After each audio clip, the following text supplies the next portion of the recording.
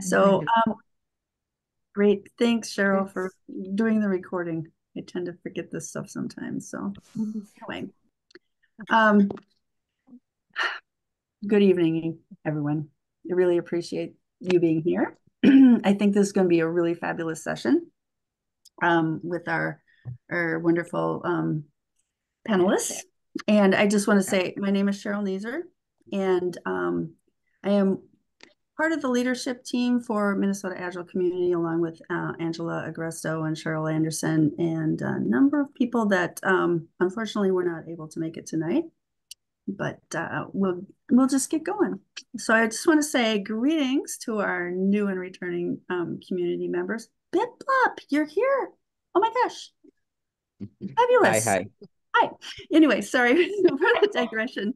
I just want to Thank say you. we're really glad that you could join us this evening. And we have, as always, I do just a couple of quick announcements and then we'll get right into spending time with our guests. Next month, we have a really great topic scheduled, a session with Kara Kaufman titled Online Engagements for Virtual Teams. So in that session, you'll hear about strategies and tools for increasing engagement and participation for your virtual teams. And we've also got some great topics stacked up for April, May, June. I believe we've got in August, and more in the fall, we take July off. So we'll get those meetups published in the near term, but definitely the Kara Kaufman is March, and we hope to see you, and that'll be on the 14th. And as always, this is like repetitive me. I always say if there are topics that you'd like to hear, let us know, and we will do our best to meet your needs. So now I'd like to jump into a quick introduction for our panelists. First off, both Diana and Esther are really talented, engaging, experienced, and wonderful.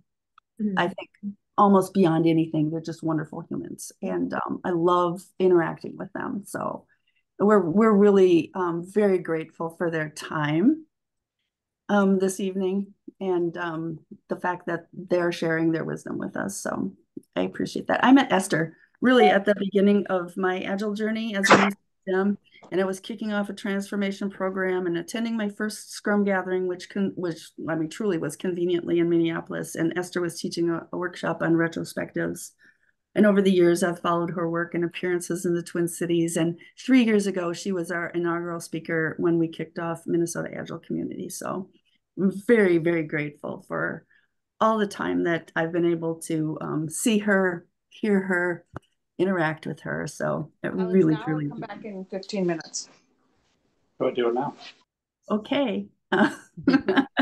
Anyway, she and Diana are both really engaging speakers, as I mentioned, and both are recognized globally for retrospective facilitation, building strong teams, and organizational change. And I met Diana a few times too, and I've seen her presenting at various conferences and meetups over the years. She's a prolific author with a focus on learning and cultivating team agility.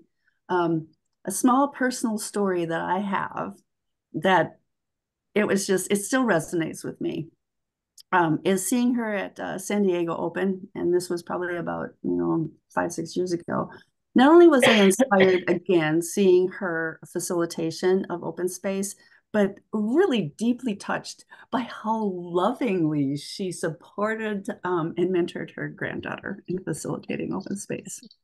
It was really lovely. So anyway, thank you for doing that and being who you are. It's just like I said, great human beings. Um, I refer back to the first edition of the Agile Retrospectives book many times, and especially when I know I need a refresher or I've got something that's different. It's a different setting or it's a different company that I'm consulting for. So it's a really nice and always has been a really nice refresher to go back to that book, my dog read book, and is one of those books that it's like it belongs in the library. It goes into my lending library. I make sure that other people have that opportunity to see the book, feel the book, and use it. So as soon as I heard about the second edition, I'm like, ooh, I have to invite Esther and Diana to talk with us. And then, of course, there's Esther. She's like, well, David is really quite a lovely human being too. So, and I'm like, I don't know David, but she introduced us, and he is indeed lovely human being. And unfortunately, he had a family commitment tonight, and he could not join us. So, anyway, I just think this is going to be great. We have a panel format, and Angela and I will be asking Diana and Esther questions that have been submitted to us. We also want to make sure that if you have questions, you can feel free to raise your hand and we'll call on you to ask that question. And then if you would rather, use a chat, you can put your questions in chat and we will be moderating chat and try to bring those questions in. And obviously, if they're the same question that we have on our list, we'll scratch them from our list because they'll have been answered. So feel free to be open, ask these questions. Whatever it is that you want to hear from Esther and Diana is fine by us, and we'll go from there. So, and then just one little thing as a reminder, at the end of the event, we are going to be providing a few lucky attendees with a copy of Agile Retrospectives, the second edition. So I'm just going to say, may the odds be in your favor. So I don't know, before we start asking the questions and get into it, Diana or Esther, is there anything that you want to say? Well, if you let me share my screen, I can give people a look at what the new Agile Retrospectives book is going to look like. Sure. Fabulous. Yeah. It's available in beta, Okay. right? Yes, available. Yeah. Getting the layout. Okay, I can share. Yes, I can share now. And it should be this. There you go. So it looks a little different than the old one did, and a little more color and a little thicker, quite a bit thicker. All those swirling and people. So yeah, all those people working and thinking and learning together and moving themselves forward, and it's great. I actually like a lot the new subtitle as well. More the sense of it being a guide, and it's about learning and improvement and those things working together. So anyway, anybody wants to take a quick screenshot of it, you can. Otherwise, I'm going to stop sharing. There.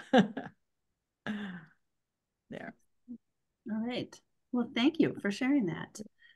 So we'll just get into it, and I will ask the first question. So please share what precipitated or inspired your new book. I wonder if we have different stories about that. Yeah. Because my story is David called me and said, "Oh, have you ever thought about doing that?" And I said, "No, not really." And I said, "Well, and I opened the book and I started looking at it and I said, this is a little dated. There are some things about this that, the world has changed or people know this stuff now. So I called Diana. Awesome. So does that match your story?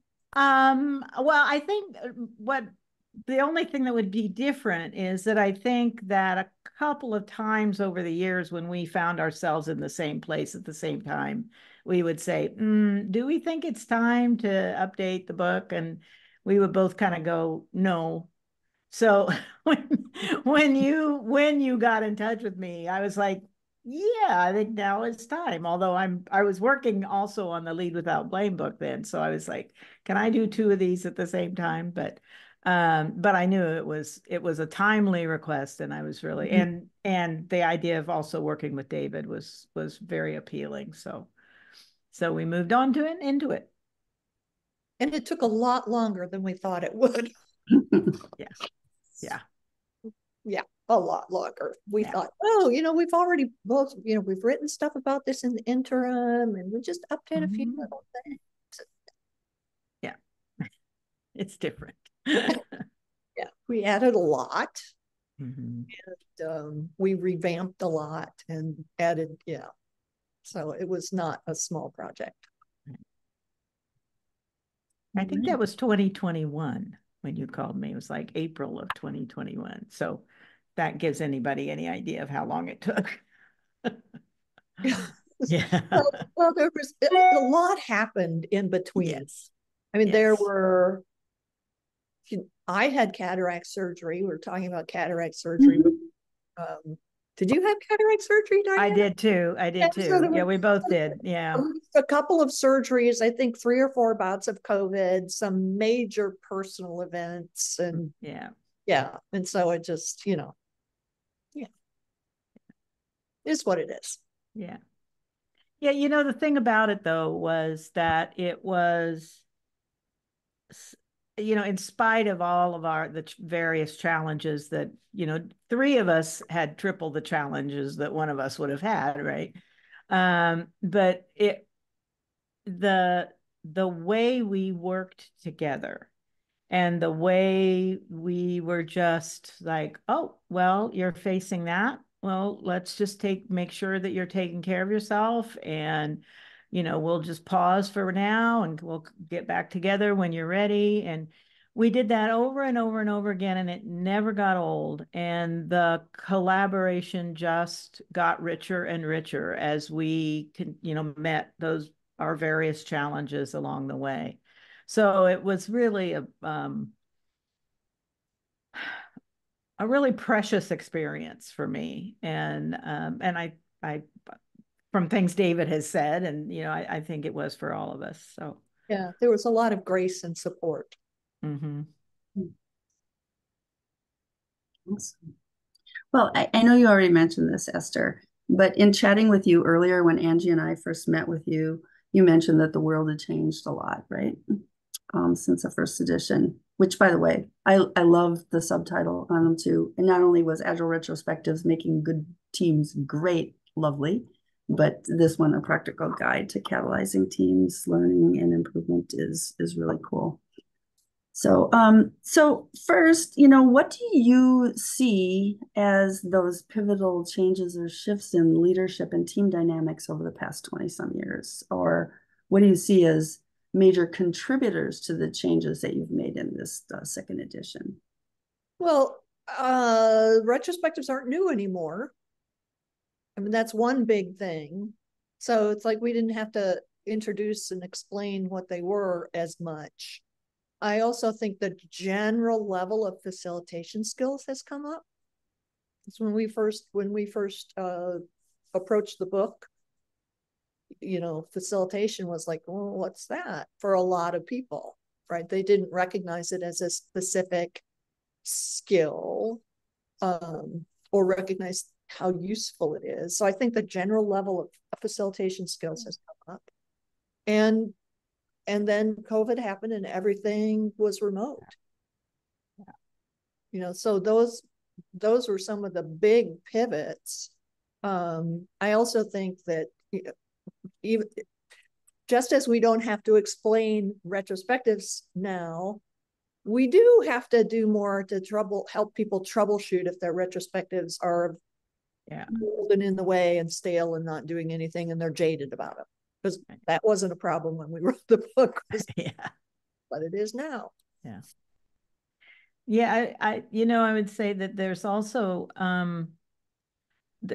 the sense of what the purpose of a retrospective is more generally known, but also we got the opportunity to hear from people where they were struggling with their retrospectives, or where they felt like it was a waste of time, or where they felt like where they were struggling with their leadership or management to even get any time to do a retrospective. I mean, why the heck would you want to learn to do things better and speed things up? I don't know. But but there are a lot of people for whom that isn't obvious. And so we had gotten a lot of feedback that we didn't have when we wrote the first book about what really were going to be people's needs, and where was this harder than we thought it might be, or unexpectedly challenging or whatever. And so that really helped us to figure out what new things needed to be in the book to address some of those questions. But that also reminds me of something else that's new about this edition is when we wrote the first one, I don't know, Diana, what were there maybe like 20 people doing retrospectives that we knew about? Yeah. Wow. It was like not many people were really delving into them. And for this edition, we got stories and examples from people all over the world about how, what exercises they had done or how they had done something in a retrospective that really helped a team make a turn towards a better direction, or how they dealt with facilitation challenges. So that was a fun part about it too. It was just hearing from people literally all over the world. I think we have, did we get someone from every continent except Antarctica? Which some people would say isn't a continent. I don't know. I mean, I've not looked at that list from that point of view yet. In Africa, we had someone who was in Asia. I'm not sure she's still there, but in Asia. I think we had someone from, didn't we have someone from South America? Oh, for sure. Yeah. Yeah. And North America and Europe. So I did, which I don't, did we get anyone from Australia? I don't know. Yeah, I know we did. I know we did. Yeah, I can think of a couple of names. So yeah. So yeah, we had. Yeah. Olaf, did you submit something? Are you one of the folks? Am I remembering that correctly? No, you weren't. Okay. You seem like someone who would have. So But yeah, so that was fun that there was so many practitioners out there who were willing to share their stories as contributions to the book. Many people did that. You three together, including David, as leaders, speakers, authors, represent a ton of collective wisdom and relevancy for retrospectives. Could you share a bit about your thoughts on why they're so powerful? Well, I struggle a little bit with that because the word retrospective gets tossed around a lot. And retrospectives done well are extraordinarily powerful, and they are accumulatingly powerful as they build one on another, as people focus really on their team learning and their opportunities for improvement and around on many dimensions and so on. But there are a lot of folks out there. I mean, I have conversations a lot with people when they tell me how they're doing retrospectives and that they get accused of wasting people's time or something. And I have to kind of say, well, can we talk about how you're doing that? Because I can understand why people think that's a waste of time. So, it really does depend on if you are leading retrospectives or designing and then implementing retrospectives in a way that actually does take people through that collective learning, analysis, decision-making, and then action process. And that doesn't always happen. But when you do, it is extraordinarily powerful. People make huge changes, and it's I love to hear those stories. Esther, yeah. Even if you only make small changes, it's still those add up over time. Plus, it gives people a sense of autonomy. They have more ownership over their work environment. They feel less like done to, like we have to wait for someone else to come and fix things. So in addition to whatever improvements happen in the system and the way the work happens, I think when they're done well, they have a beneficial effect for the team in terms of their sense of agency. Yeah, great point. So you guys have brought up a couple of different things that have been mentioned in some of the questions that we have. Retro staleness, it's just a complaint session. there's no actions taken as a result, or even comparison to the lessons learned noted. How can we keep focus on taking action, focus on learning and experimenting so that improvements don't become just lessons learned?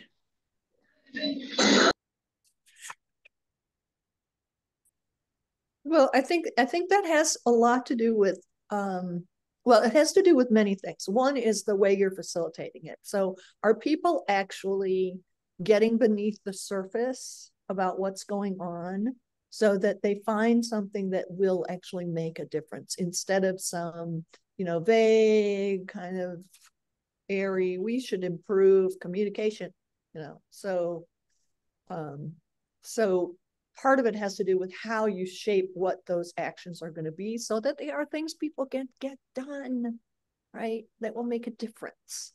So I think that's part of it. I think part of it is also, if a team is already jammed with work, if they're in an organization that believes that 100% utilization is actually an effective use of people's time and everything's they're just jammed in, then it's going to be hard for people to make any kind of improvement, right? Or think about their work at all, right? If they're just always jammed and under pressure.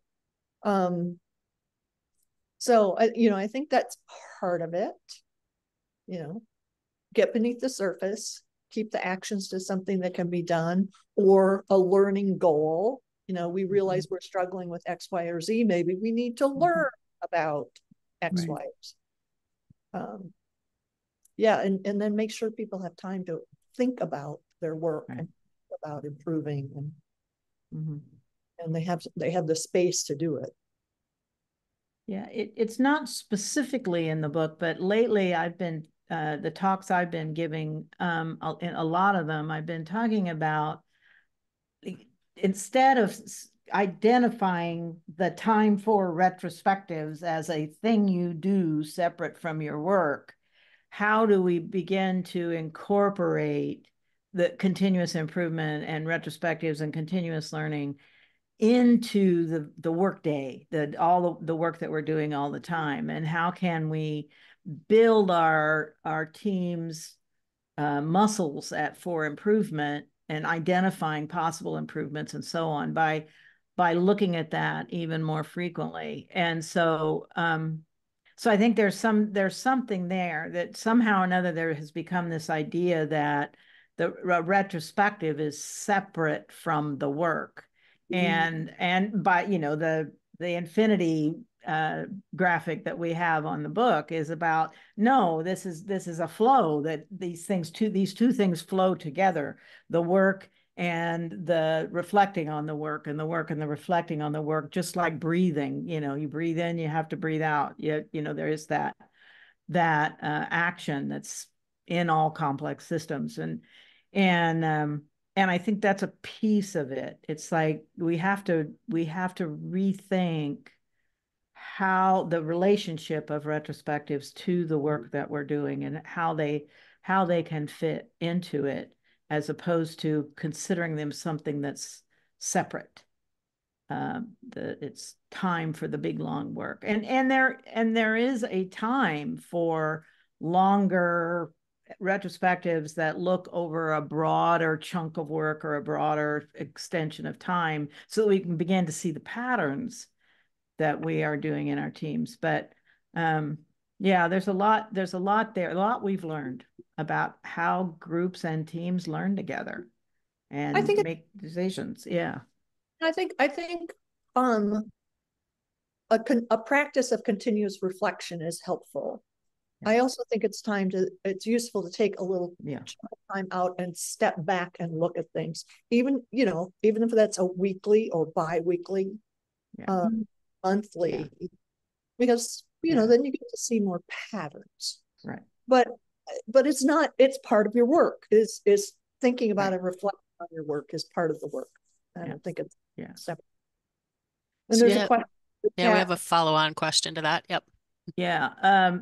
The one example for where I've seen this infinity always on retrospective approach, which is kind of extreme for most of us, but is in the teams that I know that are doing ensemble or mob programming, and they are working in chunks of a Pomodoro, 25 minutes and then a little break, and then 25 minutes of real focus and then a little break. And many of them have incorporated and we refer to this a little bit in the book, what they call micro retros. And it's at the end of that 25 minutes, given what just happened, and what did we notice that just happened in our work? Is there anything there where we could, like Woody Wasul says, turn up the good? Just a little bit for the next 25 minutes and maybe subsequent ones. And that's one way that and then, you have that sometimes that's a 3-minute conversation. Sometimes it's, really, really short. Sometimes it might go as long as 5, but then you take your Pomodoro break and then you come back having taken that action. Those actions are tiny. They're things we can do right now. And they just continue to do that all day long. Now they will also have a bigger, overview time when they say, okay, what's happened for the week? What patterns have we noticed coming up over the week? But that the way that it gets embedded in their work is looking for those short moments where we can just stop and reflect, as Esther says, on what's going on with the work, and does that imply an action we can take? Yeah, I think the way you're describing those Pomodoro, doing a retrospective after a Pomodoro, that to me almost seems like it's hygiene, right? Like it's like, okay, we've just done this work together, and maybe somebody was like couldn't hear or was rubbed the wrong way by something, or felt like we're not paying attention to this, and that's the kind of stuff that you address immediately, and then it doesn't become a big problem, right? Yeah. So I think it's a different focus in a way, right? These little micro things are like just trying to think of an analogy. I think of it as like compounding interest, it's just a little thing, but it builds up. If you're cooking something in the kitchen, you wipe up and you spill something, you wipe it up right away rather than waiting until you're finished cooking dinner and the whole place is a mess, right? Right. So it's just, you take care of stuff when it's little, take care of it right away, learn what you can. Yeah.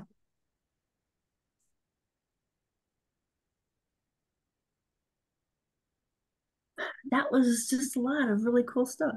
Like trying to make sure that I don't repeat questions. And there's been great chat going on as well. So appreciate that Esther, you've been responding and people are asking questions. Yeah. Yeah, it's really great. So and thank you Anne-Marie for providing insights into your work environment and how you have the quarterly retrospectives as well. Is there anything more that you would want to say about that, Anne-Marie? Sure. Well, first of all, I just want to say thank you to Esther. I actually read her other book, not the retrospective, and I had a meeting with her. I don't know how many years ago, Esther, but I remember you. You might not remember me. I thought you looked familiar. I was trying to where do I know this? And Esther said, get connected, go to these other, I think I was looking for a new role at the time. And you said, I should get connected to somebody in the Minneapolis area. And I think this is the group that you referred me to. So that's how I found them. So I'm at Medtronic now. And full disclosure, half the team doesn't know Agile. It's like speaking Greek. And so we're really a hybrid waterfall-ish Agile. So there's a dev team and I'm on the business side. And so I did a workshop to just get them to understand some basic functional language so they understood what a retrospective was. And we're doing it. So I think they like some of the autonomy and some of the participation, and most of the people are wonderful. So I just want to share that.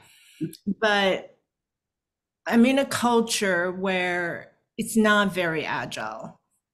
And so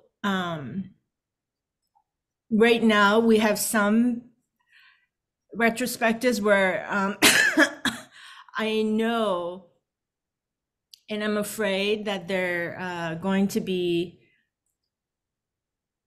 it's not blaming as much as we're just a little bit stupefied on how some things got missed, because we have lots of smart people, but yet still some things were missed. And so now we're trying to figure out through these quarterly retrospectives, which is now I'm asking each of the work streams to do their own and not just rely on my overall larger one, because people are very polite. And, you know, so we're very mindful to be very polite. And then I have them just use their own notes, sticky notes on the whiteboard because it's all virtual. Most of the people are remote. And it's all US based, though. It's not like we have people offshore. But it's not your normal retrospective, meaning the team is getting smarter. It feels more like a lessons learned. So that's all I can say. So, and I have lots of stakeholders involved, and I try to set expectations. This isn't for the directors. This isn't for the managers. This is really for the people in the weeds. But I have very engaged stakeholders, and I have very engaged directors wanting more of a root cause of why, you know, some of these requirements were missed. And they're not really functional requirements, they're really non-functional requirements, like performance testing and things that are related to more of the systems dependencies. That was the long-winded answer or question. Did I do a question? I'm tired. Sorry. I wonder if the managers need to have a retrospective of their own to look at the system of work that they have created. Yes. I would think performance testing not happening because of some dependencies that's a management problem. A team can't fix that. Most likely. Yeah. Esther and Diana, when you guys are working in organizations or with organizations or teams that maybe are similar to Anne-Marie's situation, where they're not agile, or they're trying to do agile, or they have some people that are and some people that aren't, are there different languages or vocabulary maybe that you guys have used to help implement using and understanding the value of a retrospective without using the terms retrospective? Well, you know, I think this is true for Diana too, but the first retrospectives I did, I mean, for a number of years, were in waterfall projects, and some of those projects lasted for years, right? I did a retrospective for a project that had gone on for 4 years before they put it in test and found out it didn't work, you know, things like that. So yeah. So I don't feel the need to use a different word for retrospective, but I also don't use you know, agile kind of lingo. Yeah. Yeah, and you know, I will often just talk to people about how the nature of the work is changing. That the work is much less how we used to think of knowledge work, and how knowledge work still works is in some areas. But that now we have all of this work that is where the world and the technologies and everything is moving so fast that the work has turned into continuous learning work, as well as continuous improvement may come out of that, but we're learning all the time. We make a couple of changes in the software system that we're working on, and we've got to learn how is it acting differently now, and what happened about that, and what does our customer need, and those needs are always changing. In many cases, we cannot do big requirements and get a complete list of that and expect that to persist in that same form for even a quarter, let alone a few years. And so I'll have those kinds of conversations and then say, okay, what are some ways that we can help our teams get better at learning? And if they can get better at learning, they can get better at addressing the issues that you're perceiving as they come along and those kinds of things. And so you can talk about these things without ever using the word agile or retrospectives or anything that's going to be I try to avoid anything. I try to find out what are the trigger words in the system and then figure out, how to speak about some of those issues, but in a different way, not using the not using the agile jargon or the continuous learning jargon or whatever. I mean, there are people who can't even stand the idea of lean, let alone agile, So, yeah. I think you have to respect the cadence of the work. I mean, because Right. not everything can be done in iterations, and there Right. are,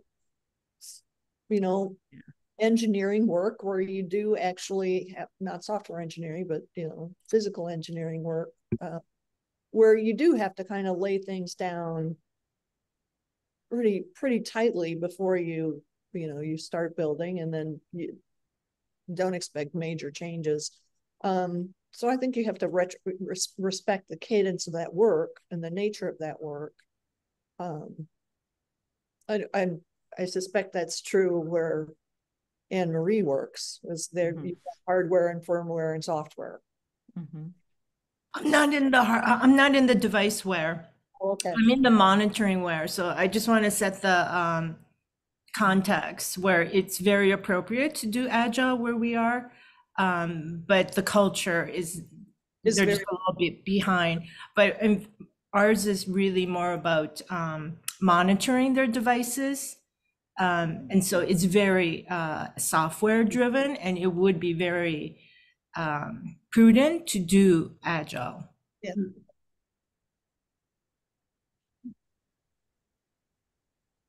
I have just a quick question, and I was wondering if I could see a show of hands, just like wave either with with a reaction or with your hand, just to show how many people have gone back to this 3 questions method of retrospectives that we see in tools like, say, Jira, as opposed to something more powerful. Anybody still doing that fun stuff? I go, yeah, one. Is that it? Well, okay. Well, thank you. There's another hand. Yeah, there's a couple, Cheryl. Okay, great. Thanks, Tess. So, based on the response, I think that this is part of the deal. And I want to just kind of tag on the question that was in the chat about a poll, just wanting to know how much time is allocated at the end of a sprint. So a lot of things that I've seen in different organizations is that, the tool drives the process, drives the communication, and it also drives the time, because people are busy and are like, yeah, I did this or whatever. And so are there tips in the book, the new book, that would help, make a case for kind of breaking out of this Jirification or other tools? I'm typing in the chat. Yeah. Jirification of the world. Yeah. Yeah. I actually last year at the Agile Australia conference, I ran into some folks from Atlassian, and I was on a podcast, and on the podcast I said, I really hate the way that Confluence and Jira represent retrospectives, because it doesn't support people. It supports people in making lists. Yeah. It doesn't support people in having a collective learning experience and thinking together experience and being able to come to some collective action. And making lists just doesn't get you there. It might illuminate something that you hadn't noticed before, but it doesn't necessarily move the whole team to an action. And if you're not doing that, you're not doing a retrospective, whether you call it that on your checklist of things to check the boxes on or not. If they aren't thinking and learning and moving into action together, it's not a retrospective.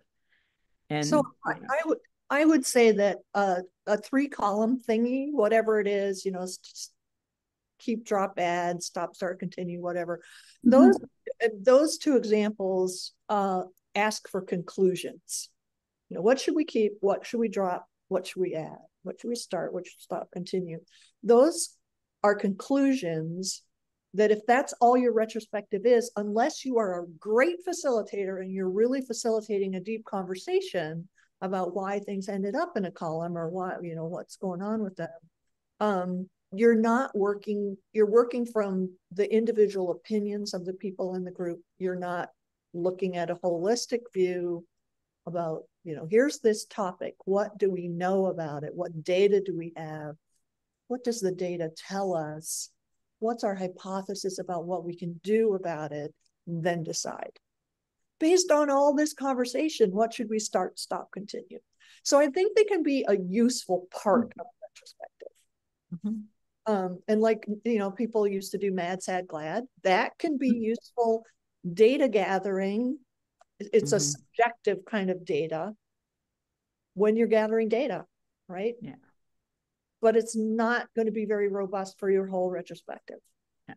Right. And I've seen many, many 3-column retrospectives where the same thing shows up in the keep and drop and gets the same number of votes. And what would be interesting is the discussion about why those things are seen as in both columns, right? But very often it's just, it just becomes stickies and dots without a deep conversation about what's going on. But they can be great as part of it. You actually started to transition beautifully into the next question, which is, what do you think the top 3 mistakes a person typically makes when facilitating a retrospective? So you just started talking about at least one. Can you share a couple of others? I think sometimes people try to steer, like they go in with an idea about what the team should do, and they try to steer the team in that direction. And that just makes people feel manipulated, right? And they get cynical about it. It's like, if you want to tell me what to do, don't try, don't spend an hour leading me down a particular path that you're just, tell me what to do. So I that's a mistake I have seen a number of times. A mistake that I've seen, and I don't know, we, Esther and David and I, don't really have data on all the retrospectives that all the people are doing all across the world and what they're doing wrong or what they're doing right. What we do have is just the anecdotes that people tell us and so on, or the things that we see when we get to go into organizations. And one of the things I've seen in a lot of organizations is there is a team and there is a person on the team who is kind of the product person and kind of the team lead and kind of the expected to be kind of a scrum masterish kind of person. And then sometimes those same people are expected to work with several teams, and then they get a title called Agile Coach, which they can't do any coaching because they're overwhelmed and so on. And I've seen when they lead retrospectives, that those multiple hats inhibit them from being able to do a good retrospective. So for instance, I would see someone who's holding a retrospective, has no facilitation skills, comes into the room. Okay, everybody come in, sit down in the room. This is a co-located team. It can also happen with remote ones. And okay, I'm going to put put my confluence, whatever my 3 questions are for this week, up on the board. Okay, who wants to say what about each of these things? What do we do well? What should we do differently? What else? Kind of thing. And then get to the end and stop and say, okay, well, now we're done with the retrospective. I have some stories that I think we really need to do some refinement on. And so since we have some time, I'm going to now put on my product hat, right? And trying to make this event do multiple different things all at the same time. And that just leads to a complete lack of focus, and the body language, both remotely and in the room, is, oh my God, here we go again. Well, right? It's complete lack of engagement.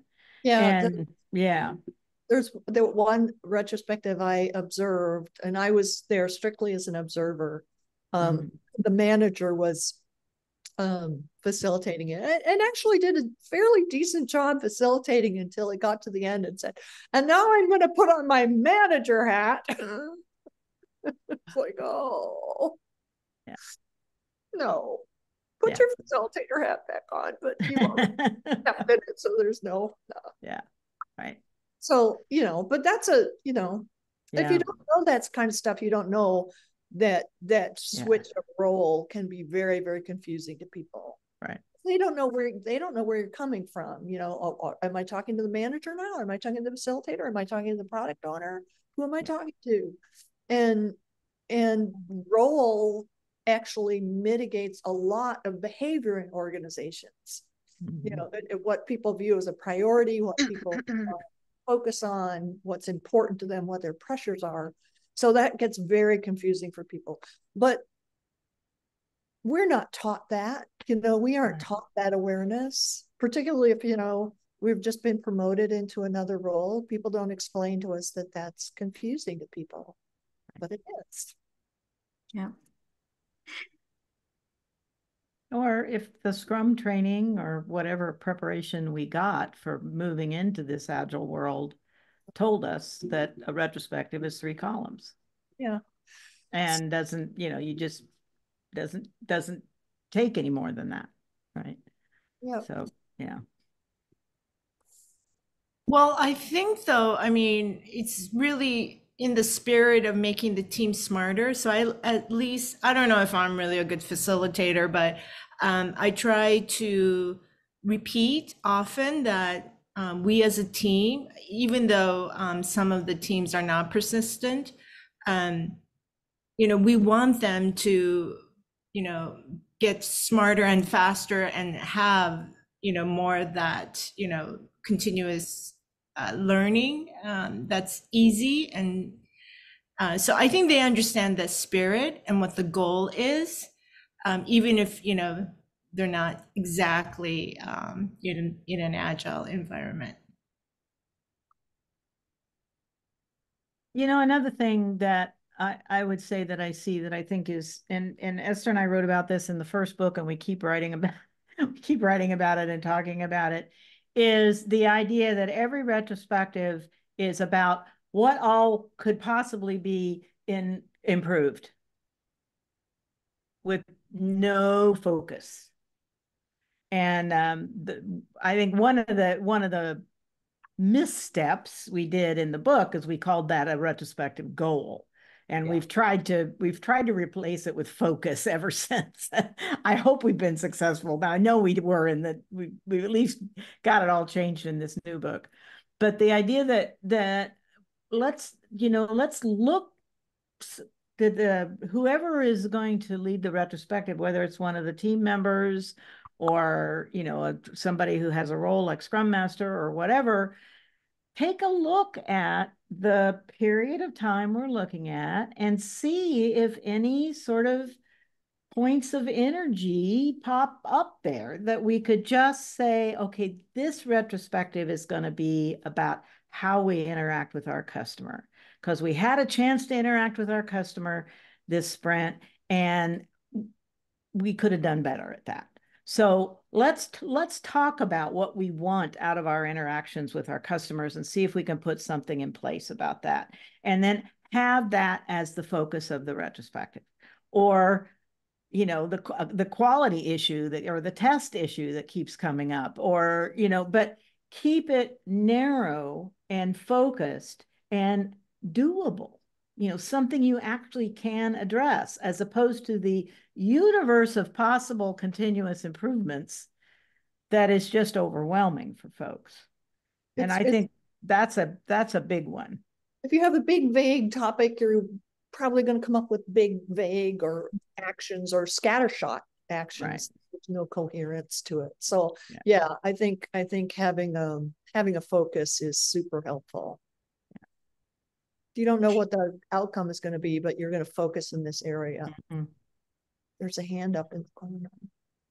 Suruchi? Yes, this is Ruchi.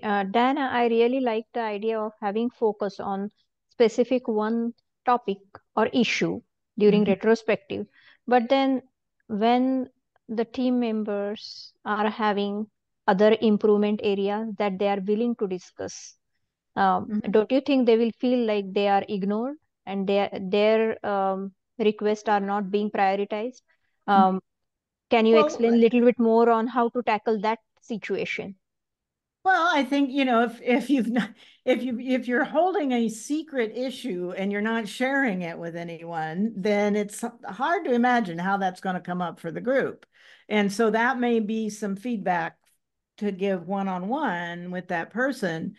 But if you are bringing it up, then it's potentially either a focus this time or maybe next time or the time after that. We can't do everything all at once. And so getting that sense of when the right time comes, we'll deal with my issue. And maybe we need to deal with some kind of other things first to build our capability or our capacity for dealing with this thing that seems a little bit bigger. Or, you know, it depends on the I mean, it very much depends on the nature of the issue that we're talking about and a lot of background to it and stuff. So there isn't a pat answer to your question, but yeah. Go ahead, Esther. Sometimes you can ask the team ahead of time, what does the group think we should be talking about? And get a list of topics, and then, you know, have the team vote on those topics and then design your retrospective around the topic that seems most pressing to the team. Yeah. Does that seem like that would answer that concern, Saruchi? Yeah, I mean, it makes sense to ask them because they are extremely good in sharing their improvement areas. My question was a little bit different. I mean, all those improvement items are related to different topics. And then how can we implement an idea of having focus on one? Because I think we should be respectful to most of the key topics. And then maybe if there are 5 topics that are raised, we can take voting on that and then overall allot equivalent time on each, something like that. That's when you get into the team feeling overloaded with action items. And the team has a certain capacity, a certain amount of work a certain amount of effort that they can do during the chunk of work that they're looking at. I think, you know, trying to please everyone often ends up pleasing no one. And so that's a tricky piece of facilitation to do. And it's entirely reasonable to say, well, we've surfaced these 5 issues. We've worked on this. You know, my friend over here has been bringing up their issue time after time, and I don't think we're hearing them. So let's focus on their issue this time. Because that's the role. That's that facilitative listening leader kind of role that we need to play in leading these. So one thought that went through my head as I listened to you, Saruchi, was wondering how teamy this team actually is. You know, if they are actually they actually have interdependent work and they're mutually dependent and they, have worked out how they work together, or whether they are just working on their individual tasks and their individual part of the product. In which case, maybe each one does do their own improvement, but then it's not, it doesn't feel very much like a team, but a collection of individuals. I don't know if that's the case or not. That question to my head. No, that's not the case. It is pretty much cross-functional team and they work pretty closely together. Handoffs happens pretty regularly from developers to QA. That happens pretty well, and within the developers also. The only thing is, I was just thinking loudly about how can we focus on one thing. I mean, I haven't seen focusing on one thing, but of course taking votes on some of the improvement areas and then handling it during a retrospective within 1 hour time box, or maybe maximum 1.5 hours. Yeah. Well, I think if you got an hour, then you really do, focusing would be helpful. Yeah. Yeah. Right. Wow. Great questions. I appreciate everybody. I was just like, the chat is like full and flowing. So it's great. I know it's really hard. Yeah. So I do have one question that I want to get to, and then we want to be, sensitive and respectful of your time. Here's one. As a change advocate, how can we influence leaders to adopt retrospectives across more areas in the org so they can see the benefit of, what this process is like? And I'm not going to say like in the Agile world, because sometimes that's a little flawed, but,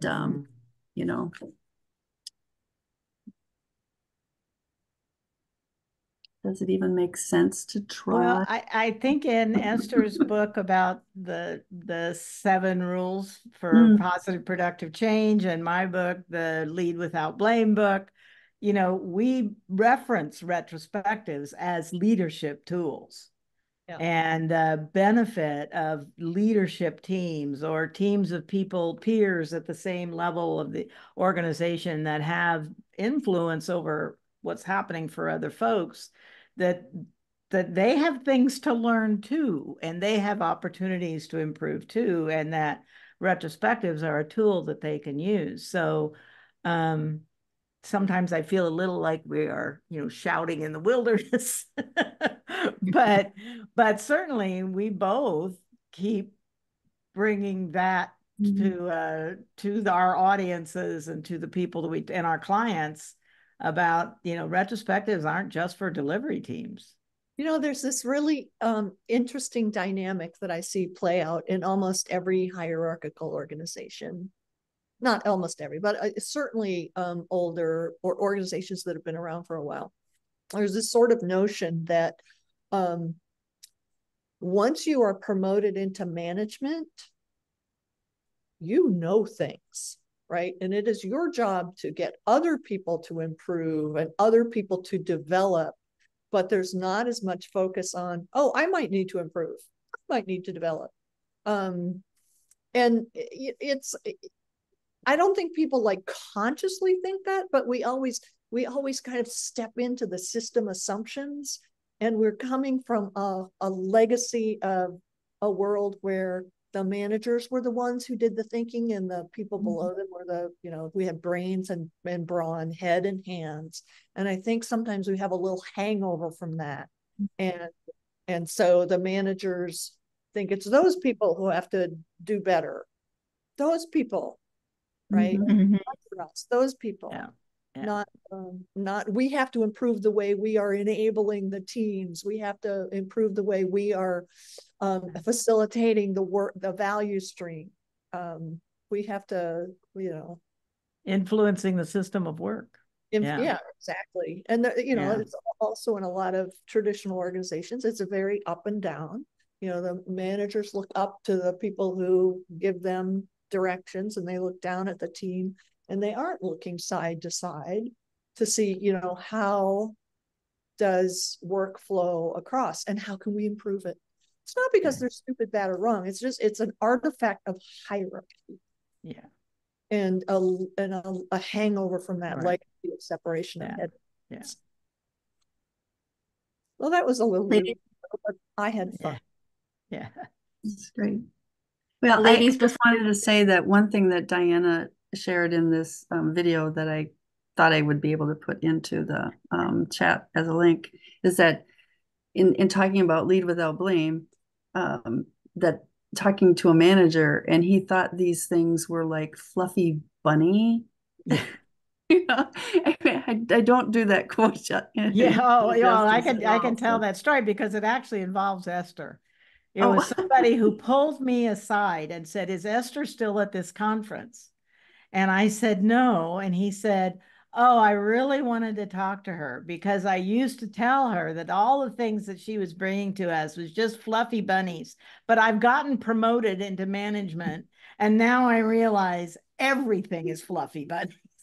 I would love to know who that was. It was a British guy at the Scrum gathering in Boulder. You'll tell me someday. You'll tell me. Yeah, someday. I don't even remember his name, but Okay. yeah. Yeah. But that story has stuck with me. You know, as he had, because he did have that impulse to Agile, right? That he had that mindset when he got to management. He saw the world differently than a lot of the other managers he was with. And you know, that made him more aware of the human needs in the organization than he had been before. So, yeah.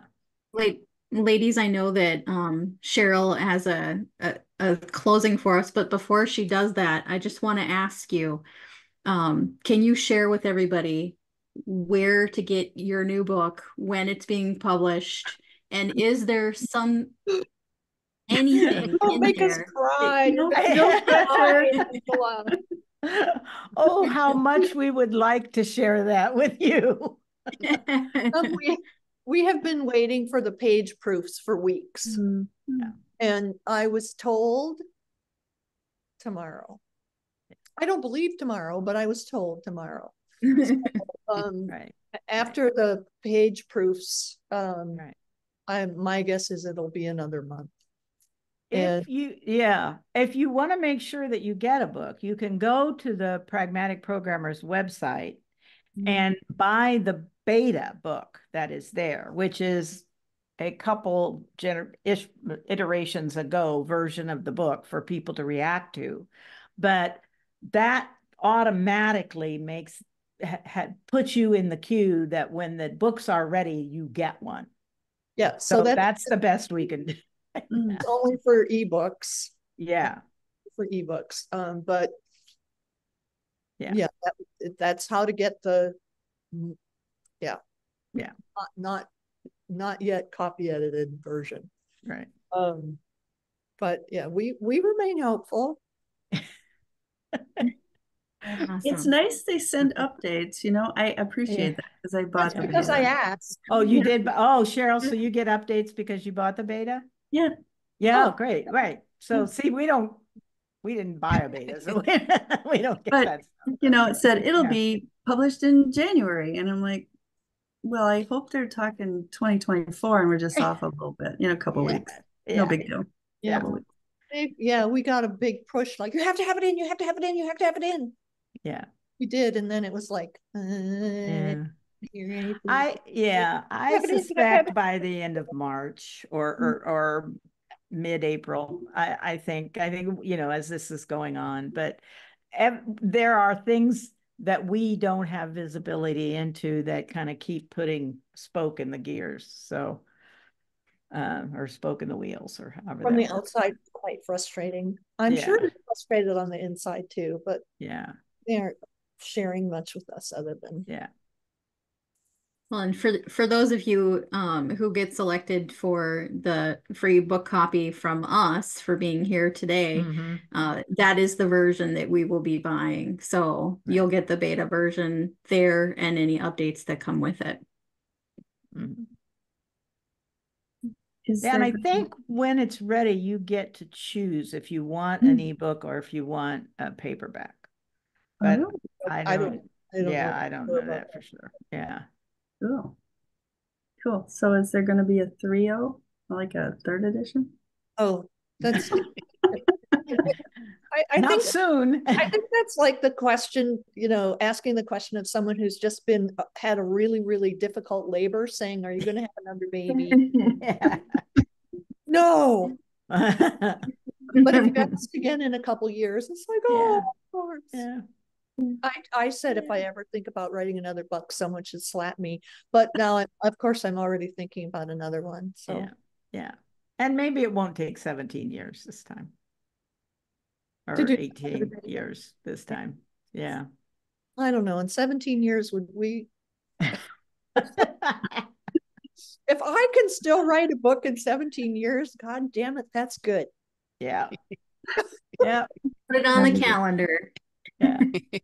Wow.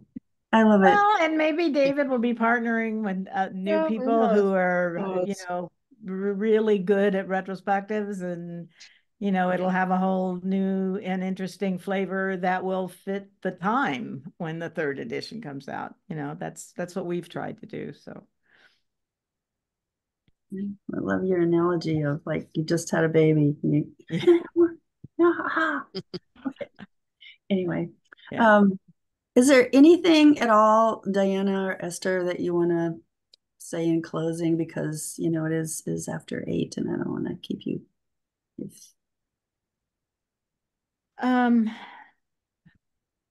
I have a workshop coming up at the end of March. Love to see people come. It's a really different sort of thing. It's about the new way of thinking about doing fluid scaling technologies. It's called FAST. And I think it's fascinating and just a really new way of looking at organizing work. But beyond that, I've got things happening this summer, speaking at conferences and things, and I know Esther does too. So, yeah. Well, I'm doing an online workshop on congruent influence in March. So how to expand your influence in the organization without feeling like a sleazeball. So if you're interested in that, just, shoot me an email. I'll get you the information. It's Esther@estherderby.com. And I'm also doing a PSL workshop in May. And PSL is problem solving leadership. It's a 5.5-day experiential workshop to explore your own style of leadership and learn how to create environments for other people to do good work. I took it as a participant in 1991, and it really did change my my path and my perspective. So great workshop. If you're curious about it, just shoot me an email. Angela, thanks for putting my email in the chat. All right, and we have Diana's email as well. It's wonderful. Well, thank you. Really, on behalf of this Minnesota Agile community, we want to thank you both for spending time with us and for the really engaging discussion, and for everyone that asked questions and engaged and chatted like crazy. I couldn't keep up with it. Really appreciate the engagement. Well, thank you for having us. Yes. You're welcome. My Minnesota peeps and other peeps who are here too. And we will, we have chosen at random for copies of the new book. So we will be contacting you lucky people after we conclude this event, so we can get the best contact information and get you your gift. I want to know who the lucky winners are. Seriously? Yeah, I do. I do. But you don't have to tell me. All right. Well, I was fairly random here. Steve Kent won. And Saruchi. And the third one is... Thank you. Thank you so much. Thank you for making my Thursday wonderful. I'm looking forward to it. Well, I'm very happy for you, Saruchi. Yeah. And Thank you very much. one, Will and Steve. Thank you. You're welcome. You're welcome. And the third one is, I gotta say, Olaf. Olaf already took himself out of the running. Oh, You then said he he already- doesn't get Yeah, to. if I'm the third, then give it to someone else because I already have a beta copy. Oh, you already have a beta copy. Don't Okay, give well, it to me thanks. either. I just bought one, so don't give it to me. All right. Well then, now, I mean, Some Angie, deserving person definitely will come pick along. someone. Yeah. Angie, Randy. McKenna. All right. Cool. So those of you who names have been announced, just if you don't hear from us directly, reach out to us, because if we don't know how to get a hold of you from here, I know that you know how to contact us on the meetup site. Super. Sounds good. Yay! Thank you, ladies. So nice. I Yeah. like these. I always like to hear who the winners are. Okay. I'll keep that in mind for the next go round, Esther. Yeah. Bye. All right. Great. Well, Thanks thank for you very having us. much.